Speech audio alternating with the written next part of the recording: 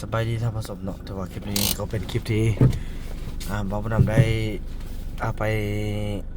เดินเบียกเนาะพี่น้องหลายๆเรื่องราวพี่น้องเอ้ยเนาะแล้วสติกก็มาพี่น้องเนาะมาแล้วสติกดิ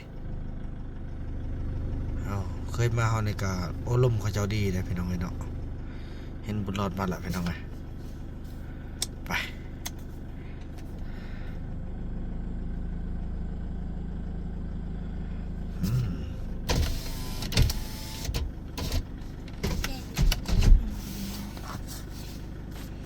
จริงอ่ะนะ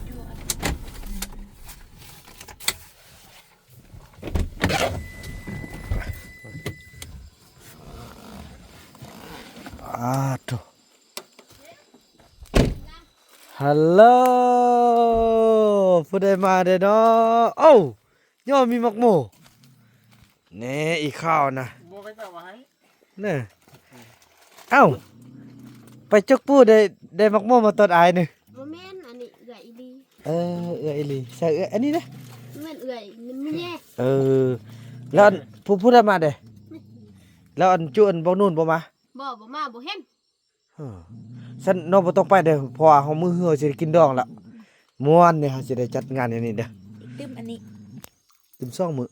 ลุงท่องมือีนู่นบ่เห็นได้ปูมาตอนบ่เอื้อยน้องไปแล้วบ่มีมดเมิดไทยคนไทยเกาะกินมดน่ะแล้วน้องบ่ได้กินจักโตซ้ำน้องบ่ได้กินจักโตเธอซะได้บ่ได้กินปูซ้ำเฮ้บ่ได้กินปูซ้ำปูก็ต้องสิเอามากินดูพี่ป้าเบิ่งอยู่ทุ่งก่อนพี่น้องมีหยังน้ออันนี้เนาะโอ้ยแม่ตัดเอามาหยัดบุญคายมดใครเหมือนอันนี้แม่นยังนี่อยู่ไหนนี่อันนี้แม่นยังนี่ไม่อย่างนี่ซ่องสันไม่อย่างนี่ตัวแม่ไม่อย่างตัวแม่เขาค่อยแม่ผมบ่เป็นเครื่องมีไปอันเราไปเบิ่งผู้สาวเด้อใส่เดียวใส่สิ้นเนี่ยมันไม่มีนะไม่รีบคือผู้สาวสวยอีแม่มาแล้วเนาะพี่น้องเอ้ยอันนั้นเด้อ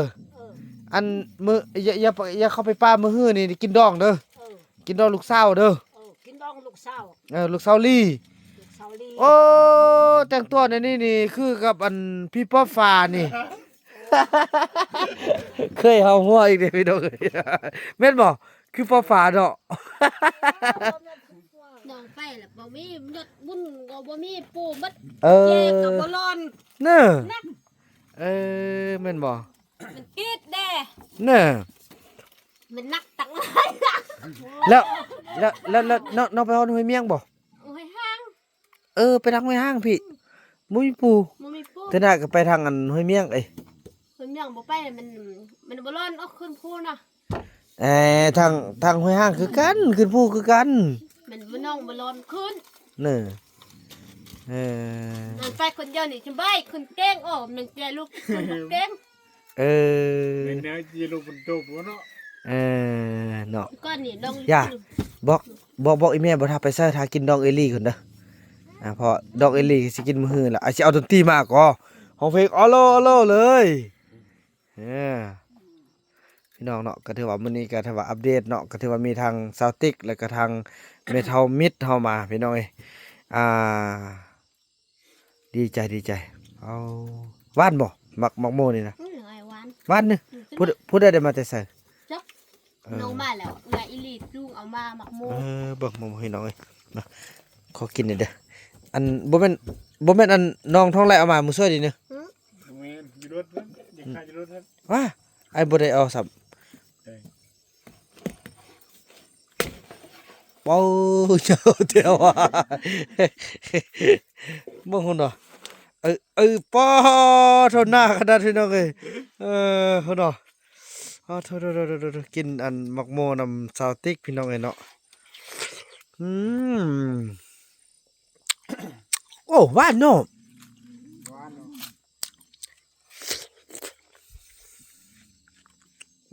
เจ้า แต่งดอกเอลี่แล้วเนาะแล้วเฮาเฮ็ดเฮือนแล้วหั่นน่ะแล้วคันไอ้นู่นก็มานี่เฮาบ่แต่งดอกอันสติ๊กกับบ่นู่นตึมอีกครั้งหนึงบ่าเป็นจังได๋จะเอาผู้ลาว บ่ บ่เอาเลย บ่เอาเลยมันน้องคึดตีลูกนะมันแย่มันนักแย่ไปป่าบ่ร้อนเด้อ โอ้ป่าคันเอาผู้มาเพิ่นก็เจียสวยโอ้ โอ้ยตาย แม่ บ่เอา อืม มันขี้เหี่ยวมัน บ่ร้อนเนี่ย แย่ให้เหาะกับบันนั้นบ่ร้อน คือบุญมีแค่ได้บ่ให้เนาะอีบุญรอดมักให้เนาะ ให้เด้อ บุญรอดก็อยากให้ว่าลูกก็ได้อ่ะพี่น้องดีใจที่ว่าอย่างน้อยก็มีทาง2คนเห็นอีมุกบ่เห็น อีมุกบ่เห็นอ้าวอีมุกก็บ่เห็นเด้ อีวาดเด้ อีวัดคือเห็นเช้านี้เอาไปเล่าเด้ออาย เออ เอาไปเล่าเป็นเต็มทงเสีย อีวาดนะ อีวัดเอาไปเล่าเต็มทง เอ แล้วก็ อ เป้ไปหุ้นไปป้าหุ้น เออย่าง เซไปป้าหุ้น ติดเรา ถามว่าเขาเฮ็ดดองว่าหลายคนมาเต็มอยู่ฮิบ่ต้องไปเจ้ากลับนี่เขาบ่เข้าก็มา บ่ฟังเลยมาเลยเนาะโอ้อีวาดนี่บ่ดีเนาะบอกให้ในนี้ก็มาร่วมงานนำเอื้อยเนาะ ลูกทานเลยลูกไปกินหมูนี่ อืมแสดงว่าอีวาดนี่เป็นแต่เล่าอ่อนบ่ เป็นที่เราอีแม่นี่ก็เห็น เห็นได้แม่ ไปเห็นแน่เป้ไปที่เรา เออ กับน้ำแย่แด เบี้ยเด้ แย่กับเรา โอ้แล้วพ่อมันได้เห็นบ่ คนไทยก็เห็น เห็นอยู่ไส เห็นแปะประตูครับ เออบุญรอดจะกินนม มันจะเป็นประตูนั่นไง เออ นู่นติแปะมักม่วงติปน แล้วแม่นกใหญ่อยู่หั่น อยู่หัน มื้อนั้นมาเอาข้าวทำอายนี่อันแบ่งซีนเอาไว้นี่ก็เห็นบ่แม่นกใหญ่เอาซีนมาแล้วแบกอันแลกซีนน่ะเอาไว้นี่แหละถุงนึงแม่เท่ามีบ่เอาไว้นะอืม โอ้ยพี่น้องเอ้ยมื้อนี้ก็ไปเวียกเนาะไปเฮ็ดอันนั้นน้องเอ้ยทำอิดคิดว่าสิ คิดว่ามันจังได๋แหละแต่ว่ามาเบิ่งแล้วมาร่วมกันมื้อนี้แล้วก็ถึกอันทางเมืองเพิ่นก็บอกให้อายนี่ยังก็ยากบ่ฮักขับบ้านขับเมืองหันนะแล้วให้อายหันไปเฮ็ดช่วยหันไปขอขมาไปขอนำผู้เฒ่าผู้แก่เฮ็ดปากขวัญ โดย แล้วก็ไปเฮ็ดอันไปมอบพรเอาบ้านเฮาบ่ให้ไปทางอื่นว่าซั่น ไอ้บ้านเรานี่ เอออ้ายก็เอาไปเพิ่นแหละอ้ายก็ไปหาเขาเจ้าก็สิมาหาเฮานี่แหละพี่น้องเอ้ยอันนี้แหละความฮักความแพงความสามัคคีเพิ่นว่าบ่ให้ข้ามบ้านข้ามเมืองเนาะก็ถือว่าที่ผ่านมาพี่น้องเอ้ยเว้าคุหมดเนาะก็บ่แม่นเว้าเขาเจ้าบ่อยากรับเฮาเนาะแต่มาตอนนี้เขายอมรับเฮาหมดแล้วน้องเอ้ยแต่ว่าเขาก็ยินดีกับอันที่ว่าน้องมาสร้างครอบครัวใหม่เป็นมิติกรรมใหม่เด้น้องเอ้ยก็ถือว่าเป็นคนทำอิฐที่ว่าพอต้องเรื่องเขาได้มีการแต่งดองพอมื้ออื่นนี่จะมีทางห้องการภายในเมืองมีทางห้องการภายในบ้านสาวนุ่มปคสในบ้านสหพันธ์แม่หญิงทุกคันได้น้องเอ้ยที่ว่าเพิ่นจะเกี่ยมมาเฮ็ดอันมาจัดงานแต่งเฮานะเพิ่นมาจะมากดกาเบิ่งแล้วก็มาเอาอันใหม่ออกตึมเพราะเฮาก็เฮ็ดอันงานกวางตึมนะ เอาฮือแม่ คือว่าดีใจแหละน้องเอ้ยไอ้ก็มื้อนี้ไอ้จนสุดที่ไอ้จนเมาเลยน้องเอ้ยคือว่าได้ไปนำเขาเจ้าก็ไปดีใจน้องเอ้ยดีใจ บ่เล่น ผลสำเร็จที่ว่าเฮาเฮ็ดได้หั่นนะอืม บุญรอดขันมือ ถ้า เด้อ บ้านไม่ได้รู้เลย ดีใจไอ้บุญรอดมาได้กินดอกเอลีบอกอีแม่เดี๋ยวบ่ต้องไปซักเด้ออยู่นี่ถ้ากินบุญนำกันปินดอนนำกันไปซักค่อยไปไอ้เฮ็ดใหญ่เอาดนตรีมาก็ตึงเลยมอ่าาเฮ็ดลูกมา นั่นลุกไปนอนก่อนเด้อไปน้องไปประมงเซาลีก่อนเนาะอันได้ยินอันพี่น้องจะว่าคมยิงให้ฟังเกือบของบาบ่นำพี่น้องนี่ ก็ไอ้ก็ ไอ้ ไอ้ไปใช่ ไอแลกกับอันเอื้อยซ่อนหลีมาแต่เมืองเนาะ เลย เพิ่นมีเกือบจะเศร้าเบิ่งน้องไปเอาเกือบอันไว้ให้เมียไป เลย พอดีบ่าวมันนำโซเชียลสละพี่น้องเอ้ยเนาะเสียสละเพื่ออันแลกเอาเกือบอันเป็นเกือบเจ้าสาวพี่น้องเอ้ยเกือบเจ้าสาวให้ทางเซาหลีเนาะช่วยกันมันเอาไว้ทางล่างเบาะพี่น้องเอ้ยก็เมาแล้วก็ลืมจนลืมบ่มีเนาะเบิ่งให้น้องอันเบิ่งทางไหนดูมันน่าจะอยู่ทางไหนบ่บ่มีเนาะเบิ่งทางหน้าดูมีบ่ทางหน้ามีบ่อันนี้บ่แม่นอ้าวอยู่ไส ให้มา เบิ่งมึงบ่ได้อ่านเบิ่งนี่ก็ได้ มันบ่ได้หยิบมาสำว่าตายคักน้องนกเกือบซาลี่อยู่ไสโอ้น้องพูดไปเอาหน่อยอันนี้ถือว่าเป็นการเสียสละของบ่าวบ่นำพี่น้องเอ้ยเอาเกือบตัวเองแลกทางเอื้อยซอนลีที่ว่ามาแต่เมืองเนาะเพิ่นบ่มีเกือบถือเมื่อบ่าวบ่นำก็ได้